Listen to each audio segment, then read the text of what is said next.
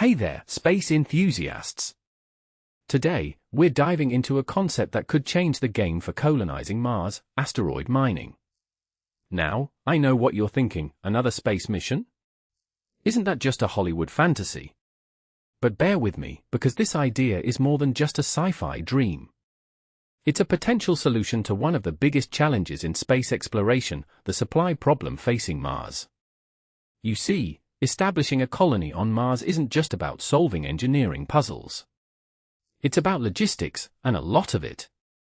We're talking about moving supplies, equipment, and raw materials across the solar system, and that's no small feat. A settlement on Mars would need more than just food, water, and oxygen. It would require massive amounts of metal, structural steel for habitats, aluminum for machinery, and iron for tools. And let me tell you, shipping all that from Earth is not only expensive but also incredibly slow. Launching a ton of cargo can cost tens of millions of pounds, and a trip to Mars takes anywhere from 6 to 9 months. That's a long time to wait for your tools and materials to arrive.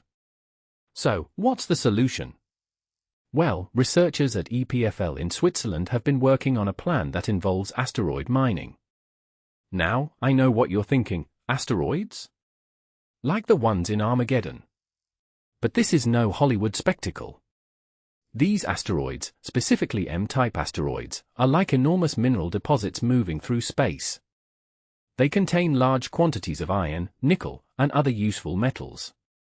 The question is, can we reach these asteroids, extract the materials, and transport them to Mars without it becoming an energy-intensive and costly endeavor?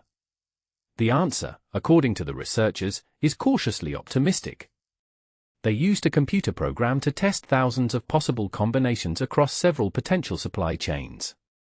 Their calculations included the energy needed to travel between Mars and different asteroids, the amount of metal that could realistically be collected, and the fuel required to complete the journey.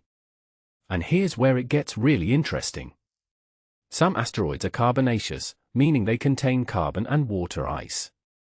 With the right processing methods, those materials could be converted into rocket propellant in space. So, instead of carrying all the return fuel from Earth, spacecraft could produce it on site. The results point to specific asteroids that could be reached using existing spacecraft technology. For these targets, the energy required for the full journey may be low enough to make mining and delivery worthwhile. But here's the catch: choosing the correct asteroid is critical. A poorly selected target might require so much fuel that the value of the metals brought back wouldn't justify the mission. So, it's not just about finding the right asteroid, it's about finding the right asteroid for the right mission. Now, I know what you're thinking: this sounds like a lot of hype, but what does it really mean for Mars colonization? Well, the importance of this research lies in showing that the logistics problem can be solved. A future supply network could move metals from asteroids to Mars while using propellant produced from asteroid resources. And that, my friends, is a game changer. It means that a Mars colony could have a reliable system for delivering the materials those builders require, and that's a huge deal. So, what does this mean for the future of space exploration? Well, in my opinion, it suggests that we might be one step closer to becoming a multiplanetary species. It's a fascinating development, and it's one that I think we should all be excited about. So, what do you think? Is asteroid mining the key to colonizing Mars?